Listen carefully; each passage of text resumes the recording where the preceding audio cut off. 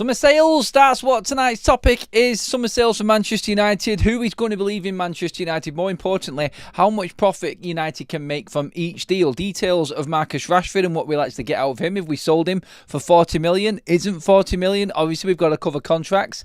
Bit of a ball ache for Manchester United on that side of things, as well as Onana and Mason Greenwood's situation at Marseille, which is top topic tonight on the live show, everybody. So do get involved in the chat. We have quite a bit to get through slightly earlier because of Champions League football night tonight, as always in the midweek games in Europe when that's about. So get settled, get comfy, grab yourself a drink. Let's get into the show.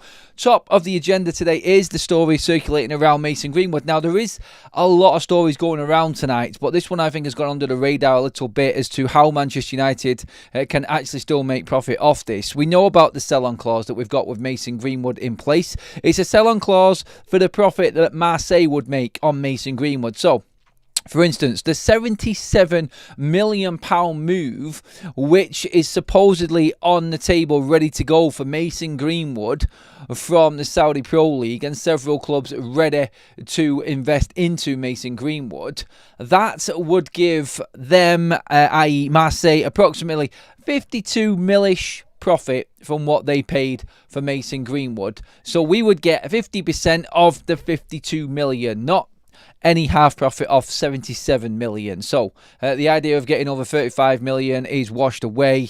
It's more likely going to be 25 million. But that is still significant for Manchester United. And the reason I'm talking about Mason Greenwood today is because obviously he is hot property right now, but there is a problem behind the scenes with Roberto De Zerbi at Marseille. And we've talked about this before. So why is Mason Greenwood more important than any other player right now? Well, Mason Greenwood could in fact be Manchester United's most profitable sale this summer without even being at the football club. This shows you exactly how desperate Manchester United actually are when it comes to transfers and how much money we sell our players for, how much money they are on contractually, and how much they are hampering this club moving forward because of the mismanagement of yesteryears of what has gone on in previous windows. That is basically it. When you look at it and you break it down, in a nutshell, it is all about why Manchester United did what they did before and how we are struggling right now. I talked only this morning about how we cannot sell Rasmus Højlund. No one is going to pay 50 odd million for Rasmus Højlund right now. If they did, I said it before, I'd stand up and I'd applaud everyone who's working at Manchester United in that recruitment team out of the building every single day. I'd wait at the bottom of the road at Carrington and I'd applaud them out every single day. It isn't going to happen. No one is stupid enough to spend over 50 million on Rasmus Højlund. Let's get realistic with it here as well. So, why is Mason Greenwood so important to Manchester United? Well, when you look at Mason Greenwood's deal compared to, let's say, for instance, Marcus Rashford's. Now, obviously there are reports going around about the decision that's pending for Aston Villa. A big night for the Villains tonight against PSG, obviously, in the Champions League. There has been a lot of debate amongst Aston Villa fans about what's going on between him and Ollie Watkins. Why is it not both of them and only one of them? And why would you start Marcus Rashford ahead of Ollie Watkins? It's a no-brainer, but Unai Emery's been doing it until Watkins came on the pitch and scored and made a bigger impact than Rashford did. And I think now we're probably going to see Watkins start tonight. But all of this coming into it, again, it's like, where is Emery with Marcus Rashford? Is he trying to find something in him to convince himself and Villa to buy him in the summer? Look, whichever way we look at it, Manchester United need to sell Rashford for a decent amount of money. Now, the 40 million that Villa have got invested in, not invested, but could invest in Rashford if they take the option, which is part of the loan deal right now until the end of June, then they would obviously send the money over to Manchester United. 40 million. It's not going to come straight away, like we said before. It will be in instalments and whatnot. But what it would also do for Manchester United is give us a little bit of money to spend. 20 million, in fact. Because the rest of Marcus Rashford's contract needs to be paid out with that 40 million that comes across. So when I say Mason Greenwood is more profitable to Manchester United and he hasn't played for the club for 2 years, that tells you how ridiculous Manchester United's setup is right now and how poorly this club has been run. It is the prime example of poor poor management and business at Manchester United, and why we are in this hole that we are in right now without a ladder. We're just trying to climb up a muddy banking right now, and we just keep sliding straight back down, straight into it. And that slippy banking is the players that just keep on dragging us down. No, we're not letting go. We're not letting go. You've got to stay in the mud, United. We're just going to keep you there. That's exactly what is happening right now at this club. Mason Greenwood isn't at the club. We have a sell-on clause of 50% of profit of what Marseille would make if they decide to sell him on, which, if you're going off the numbers, works out about 25 million, which is more than what we would get if we sold Marcus Rashford for 40 million, because we have to pay out his contract, which is probably half of that, giving us a grand total of 20 million for Marcus Rashford. Now, that would be 100% profit and does go quite far in PSR terms, but also, again, Mason Greenwood's on top of that could be key. Jadon Sancho's on top of that, very key for Manchester United. So you can get the picture and you can start to see this unravel bit by bit here as to what is in front of Manchester United coming into this summer. And why a lot of fans, when you look at it and go deep into it, are a little bit concerned still, and I'm not fully convinced that we are ready to go for this transfer window. And I wouldn't blame anybody for feeling a little bit negative about the window going into it right now. And everything, like we've said before, regarding this game on Thursday night, starts to come into focus every single story that comes out. Because no matter which way you look at an in or an out at Manchester United transfer-wise, it's all resting upon the Champions League and participation of it next season.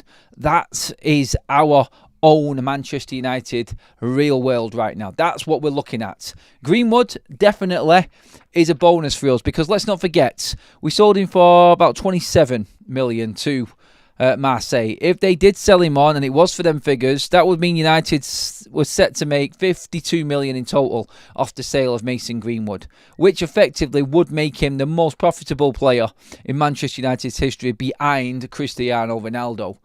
And that would be monumental, because that's a player that really, with everything that's gone on, was seen as a, let's just say now, it was seen as a complete just get rid of case, wasn't it? He was just like, he just has to go by any means. Just get him out of the club. The issues off the pitch completely killed Manchester United's idea of making anything off Mason Greenwood. And to make over 50 million on that, that's actually not bad for Manchester United. And future planning with these clauses that we've got on these players that we've sold may come back and be the most profitable side of the business for Manchester United. Because when you look at it, someone asked a question on the radio the other day, and this is quite relevant to where United are at right now. Who has value at Manchester United? What players have value? We were just talking about Rasmus Højlund. We're just talking about players like Marcus Rashford. Who is going to pay the money? Who is going to give us the right amount of money for us to make significant profit? They're not. We are breaking even. It's about balancing. That's all it is. And United have to be absolutely bang on the money with any player that comes in, just to make sure that this doesn't happen again. It's all about what happens from now. All we're doing is playing recovery mode with everything that's gone before, and this is another example of it. A prime example of how poorly Manchester United have been operating over the last decade.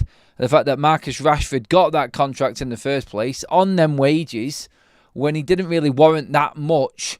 I mean, seriously, who was giving him that much money is just an absolute, it's farcical. Absolutely farcical. When you compare Mo Salah's new wage, which is astronomical, I know, but this is a player that has scored nearly 250 goals for Liverpool in the space of, what is it now, going on for, I think it's 7 years or something like that, Mo Salah. He has just got an absolute mega deal for busting a gut season after season after season after season. And Marcus Rashford's nearly on as much money as him. For doing, now, in all honesty, nothing compared. It really isn't. But yeah, that's the reality of the Mason Greenwood situation, and how important and how key it could be going into the summer, because it is lucrative for Manchester United, this. It really is. But it's not in our hands again. And that is just another part of the circus, which is Manchester United. The fact that we're actually talking about this as an option right now tells you again what we are expecting going into this summer. And it's not. it's not great. It's not great. I feel like we are a little bit more organised in what we're doing, but we're totally hamstrung by what's happened before. And it's going to be a good old battle this summer. There's going to be so much going on just for Manchester United to get through. Don't expect this to be any old transfer window at all. There is going to be so much happening. Ins, outs, shaking all abouts, okie cokies, and your turnarounds. That's what it's going to be, this transfer window. If you know, you know. I don't even know where that came from, to be honest. I do want to talk on the man himself. Oh, I don't want to. Oh, I put Mason Greenwood on. I'm going to be honest with you right now. The top story right now with Manchester United is Onana. But I didn't want to put him on another thumbnail. I couldn't bring myself to do it. I just don't want to look at the man's face right now. You've seen my content from today. I did a video on it earlier on today. I've got shorts and reels and TikToks out everywhere on Onana right now. You all know my feelings about him. I think he's the most deluded man on the planet. I really do in what he's thinking. I did a video earlier on off Laurie Whitwell's piece from The Athletic talking about how Onana came to Carrington with his agent to renegotiate his contract because he doesn't agree that he shouldn't be getting the 25% deduction for Manchester United not being in the Champions League. These are Laurie Whitwell's words. I'm not making it up. This is factual. And Laurie Whitwell does have an in when it comes to Onana. He knows the situation. He was the one that got the heads up and the scoop when we were signing him. So he knows everything that's going on with Onana. And for him to come out and say what he said earlier on, and then Chris Wheeler's come out today with his report later on in the afternoon as well, on top of what Laurie Whitwell said, saying that Onana doesn't want to stay. So Onana is saying that he wants to stay, but he wants to stay after the way he's played on better wages than what he's on right now. That is what he's... That is the situation with Onana right now. It blew my head off. I said it earlier on. I don't want to get into the Laurie Whitwell side of things too much right now, but going off what Chris Wheeler said regarding Onana is that he feels like his family is settled and he wants to really build a career at Manchester United. He wants to be successful at Manchester United. I don't care, Andre. I don't care if your family's settled, you're a professional footballer. This isn't how Manchester United should be operating. When should we ever feel like we should be thinking about the family? That we give these players the world in what their wages. Their life is moving around everywhere. And I know you have to take the circumstances of the player into account with this, but we've got people's jobs on the line. We've got Amarim's job on the line. We've got 500 people losing their jobs at Manchester United because this player... or not this player on his own, but all of these players combined are failing the football club. Onana actively going in to Carrington with his agent to negotiate a contract to get more money when everyone at Manchester United right now are losing their jobs. And at the end of this month, when United will be just petering out into the end of the worst Premier League season on record in our history, he wants to roll into Carrington and negotiate his wages with staff around that might not even have a job by the end of this month. Tell me I'm exaggerating it a little bit, all you want, I don't care. They're the facts. We know that there's probably going to be another 150 staff lose their jobs at the end of this month, and you've got our goalkeeper, the worst in our history near enough, coming in and dictating with his new agent that this clause of 25% because we're not in the Champions League isn't valid, and it shouldn't be in place. And obviously on top of that, and I said this earlier on, let's not forget who blew the Champions League for us last season, Andre. Yes, mate. Yeah, I know. I said all of that before. Anyway, I want to get your comments at this point right now on everything that I've just been talking about. So please do pile in. Let me know what you're thinking. Get into the conversation, please, everybody. Tell me how you're feeling. We've got plenty going on. The Dark Muppet Rises has just donated 5 memberships. They've been taken by Welshman Forever, Red Jedi, Smoke 2, Dean M and Broderick. We've also had another 5 donated by Andy W. Thank you, Andy. Gamer TV, Marty, MUFC, Mr Aston, John Regan and DJ Cavey. Welcome to the members club as well. We do have a super chat in from Welshman Forever as well, saying, Adam, I be down Thursday morning 11 a.m. and I be outside Old Trafford at 4:30, so I'll be looking out for you. come across the Central Bay on the other side of Salford Quays, mate. That's where we'll be having a drink earlier on before the game, mate, as well. But I'll probably see you outside Old Trafford if you don't make it across there. But yeah, please do make the effort to come across. That would be good, and it'd be good to see you, mate. Let's get into some comments on this then. Right. Greenwood, Rashford, contracts, Onana. What do you want to talk about? Get your comments in. There's plenty of thank yous going on between different conversations and donations at the moment in the chat. So I'm just going to pick out what I can. Worst week of my effing life. Random gave me a cold. Onana gave me sleepless nights. And now I lost my wallet. ID is gone. That means you can't renew your season ticket if you haven't got your ID. I had to do mine today, actually, just to be able to renew my season ticket. Identity checks at Manchester United right now.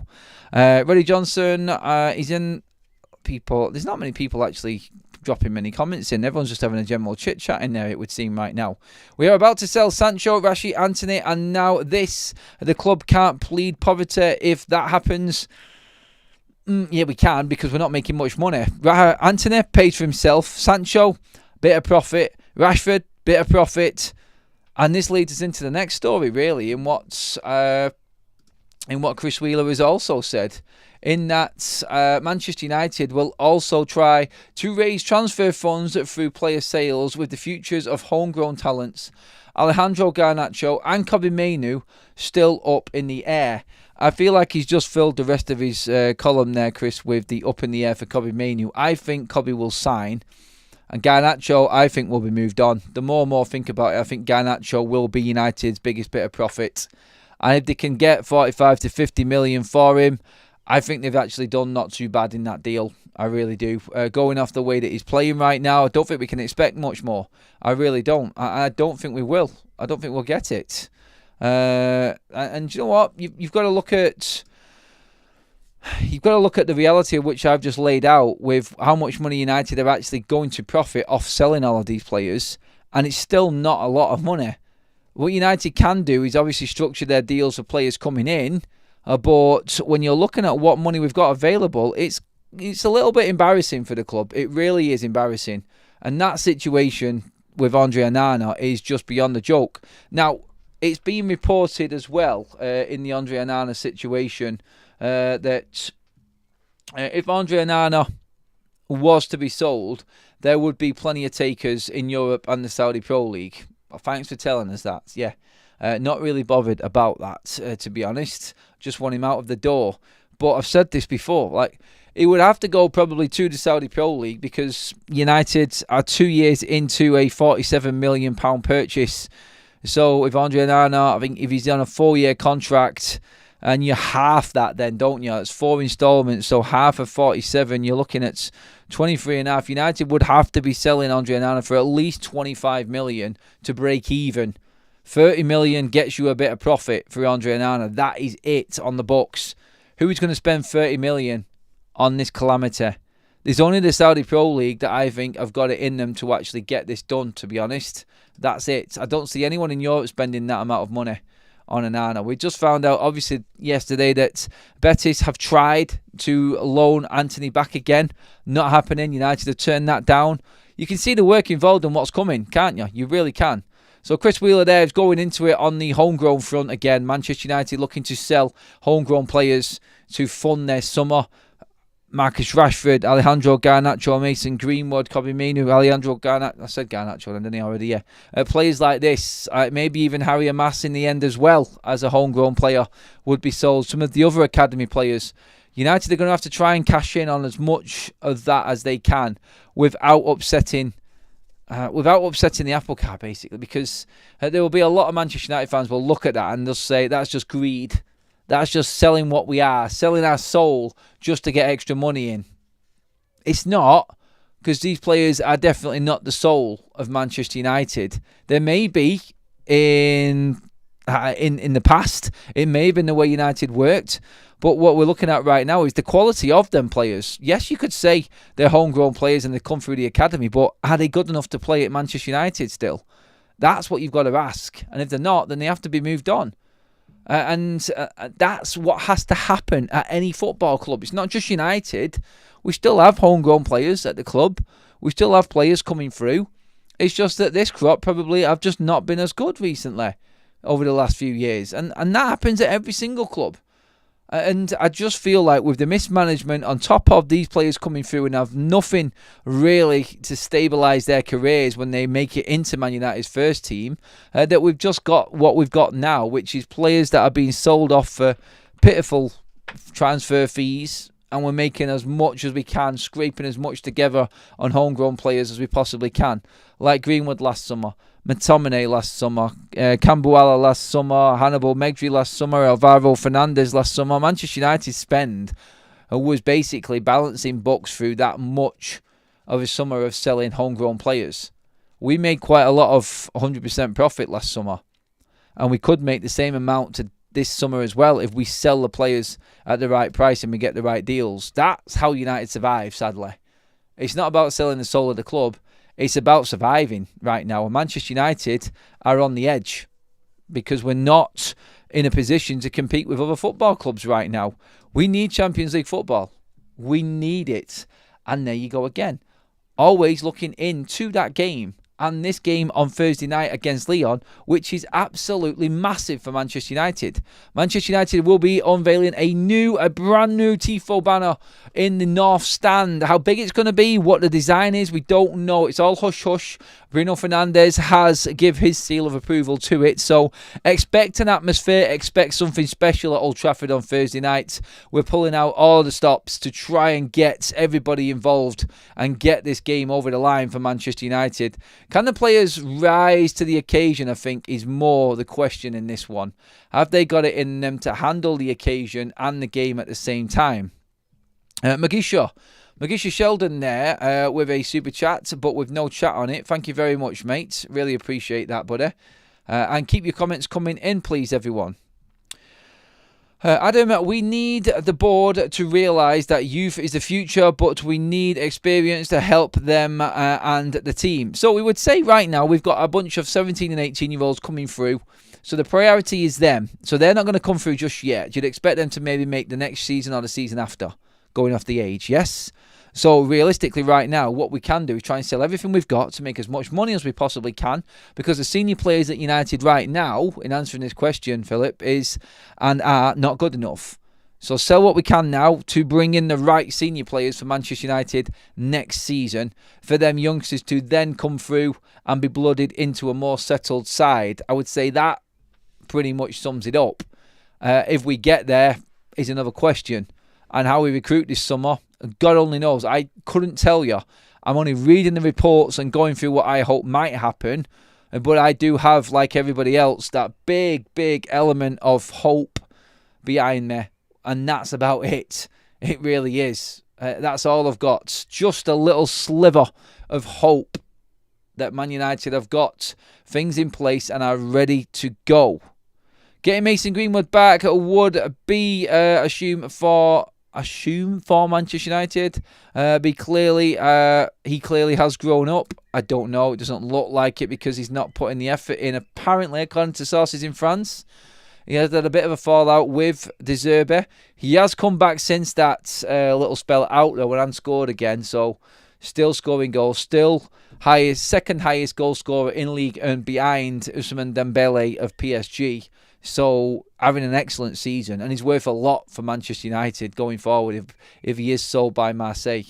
It would be a big profit for United. That it would be massive for Manchester United. Quickly update, as you can see at the bottom of your screen there. I've just been told on top of this, Xerxes out for the rest of the season pretty much. He's going to be missing several weeks with a hamstring injury. That's the news coming out right now from the BBC. I was told that Matthias de Ligt drove Joshua Xerxes into Carrington today. So de Ligt is continuing his recovery.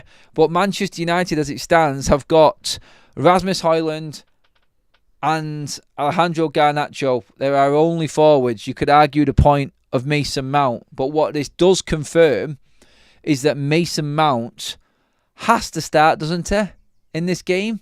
Or is he going to go Rasmus, Garnacho and Bruno and play Casemiro and Agate again? When are we going to see Mason Mount start a game for Manchester United? Is it not time Is it not the right time on Thursday to be starting Mason Mount? I think that's a question that a lot of Manchester United fans are asking right now. Just on the reports from the Mail as well, touched on this. I tweeted it out as well. The treatment from security staff at Manchester United. The security staff alleged to have assaulted a fan during the sit-in protest at Old Trafford after the Manchester derby will not work at Manchester United again until the police have completed an investigation into the incident. So that's the update on that one. I'm sure you've seen that viral clip going around of Manchester United security staff manhandling a fan into position in the official sitting at Old Trafford after the game against Manchester City. So that has moved on to that stage right now. So yeah, police are involved and take it from there. Other news from Chris Wheeler as well today, and this is who do you want to believe? Because Fabrizio Romano came out and said that Liam Delap is between Man United and Chelsea. And Chris Wheeler has come out and said Manchester United are favourites now for Liam Delap. And there is only one other Premier League club really interested in him. And it isn't Chelsea. It's Arsenal. I can see Arsenal needing a striker, definitely. I think they'll be going for a more experienced one. I think Arsenal are probably all over Sesko, Gyökeres or Osimhen, to be honest. I don't think Delap... I mean, they would probably buy Delap. I'm not saying they wouldn't. I think he's good enough to play for Arsenal. Is he a first-team striker ahead of Kai Havertz? I think he plays alongside Kai Havertz. He's not going to be that first-team starter. This is where, again, I think United are favourites because they can probably offer Liam Delap a little bit more when it comes to game time, I think, and why United would probably hold more cards than any other club right now for the signing of Liam Delap. That's just how I see it anyway. I can't see...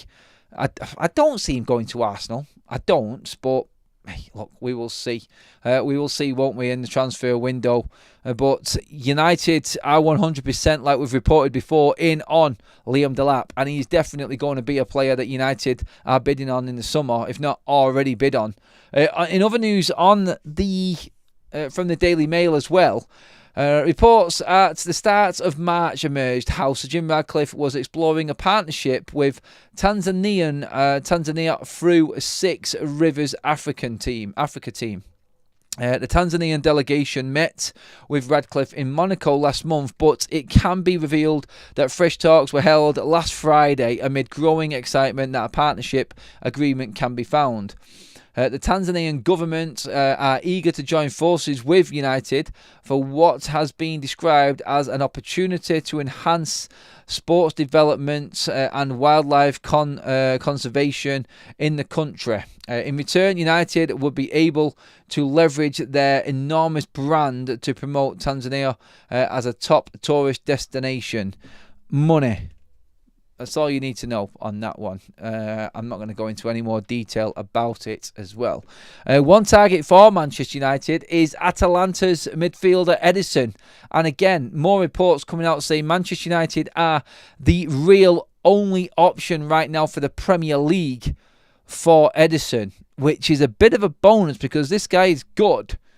And if we are the only team in for him in the Premier League, I'm happy about that.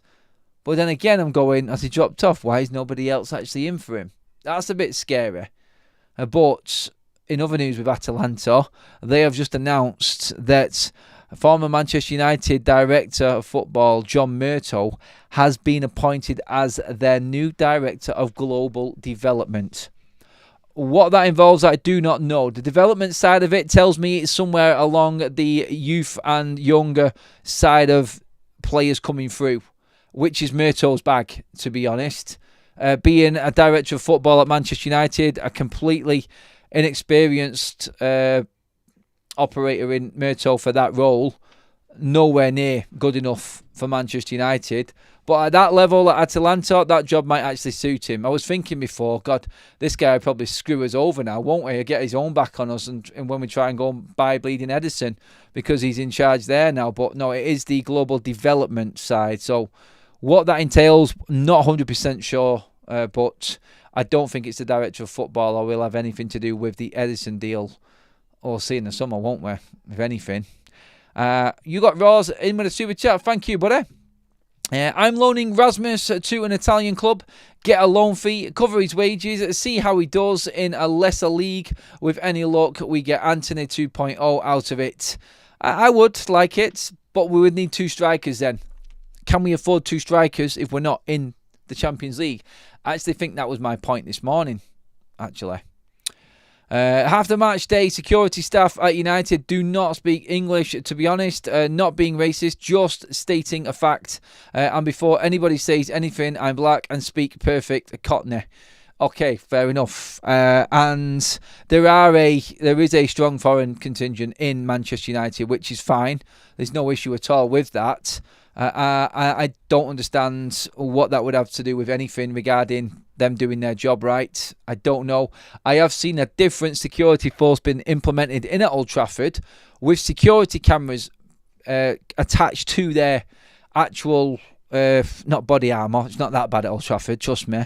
But their vests or whatever their Ivy's uniform is, actual cameras attached to them so they can film tragedy chanting and people misbehaving. They're mainly situated in the Stretford end, which is quite, obviously, it's probably the one place you would put them, wouldn't it? That's where all the Man United's hardcore fans are and where they sit. So that has happened as well over in this season.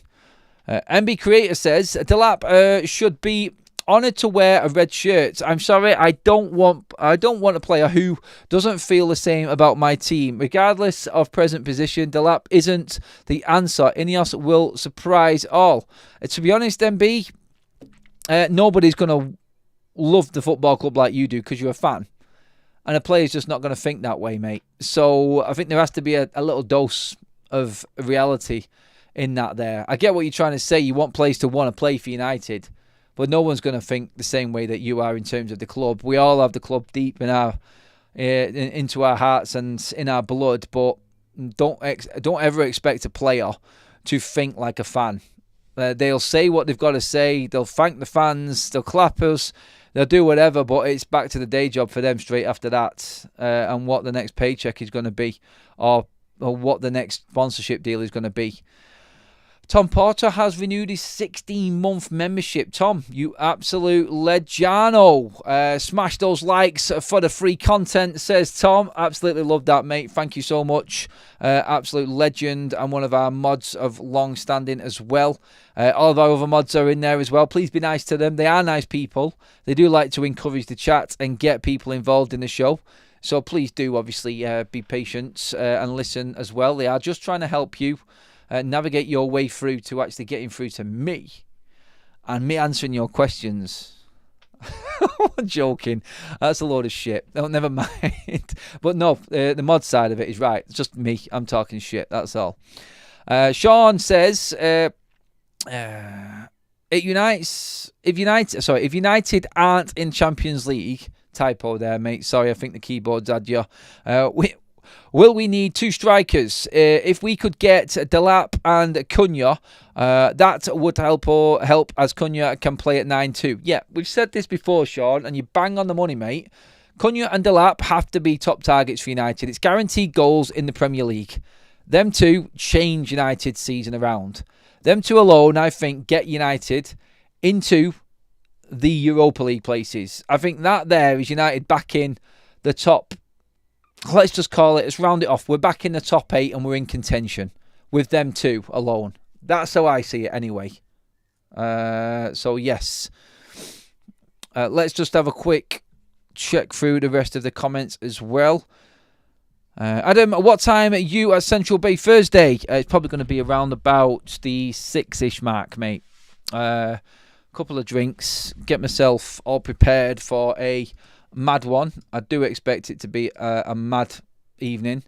And yeah, you are welcome, Marcus. Hopefully you can come and catch us. We're in there, Central Bay. There's quite a few of us in there, actually. Graham there going in on Murto's relationship with Atalanta. Yeah. I'm not saying that Murto was taken for a ride by Atalanta, but he was for Rasmus Højlund. He really was. But United have had a good relationship with Atalanta because obviously we bought Ahmad and Rasmus Højlund, two very young players from them, two teenagers in fact from Atalanta, but when I was 20 at the time, Rasmus Højlund actually. But Murtaugh's experience is in the younger development side of football, and that's probably where he belongs, to be honest. That's where he originates from in terms of his football and what people know him for. Not a director of football, like I said, of a major elite football club. That is definitely not Murtaugh's bag. Right, I've said all I need to say pretty much on everything that's going around Manchester United throughout the day. Just wanted to say a massive thank you again to everybody for watching all the other content that's been going on throughout the day. The Onana one, yep, that one isn't going to sit well with me at all, not one bit. I don't like the fact that Andre Onana thinks he can come into Carrington with his agent and start demanding his 25% back, or trying to negotiate, like Larry Whitwell said, that Champions League clause back. Apparently Onana was shocked when that money was taken out of his account. Well, it's in your contract, mate. And yeah, you might be right in getting rid of your agent because he might not have explained it to you, because I know you weren't asked looking at your contract what player does. That's what your agent is for. So I'm not surprised that he has actually come with a new agent now. If he wasn't told that anyway, what Larry Whitwell said, Onana expected United to be in the Champions League. Well, yeah, we expected you to be able to do your job as well, mate, and you didn't, and you cost us the Champions League.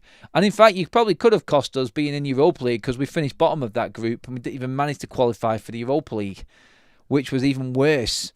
And yes, you made an absolute raft of errors and mistakes in that Champions League. Let's not forget the Galatasaray double, the Galatasaray at home.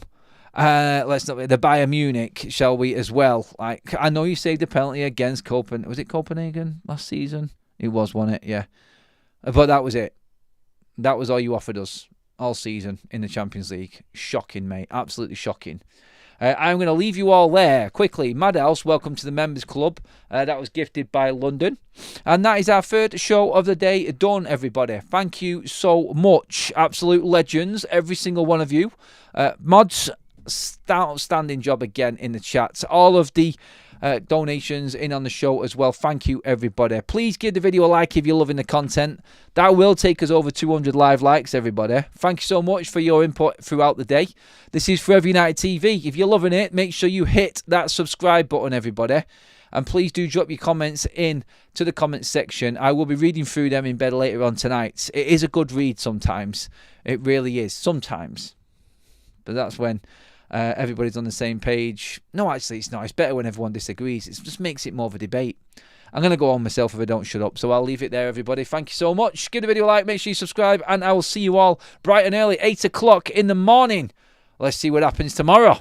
Another day, another dollar, as they say. See you later, everyone.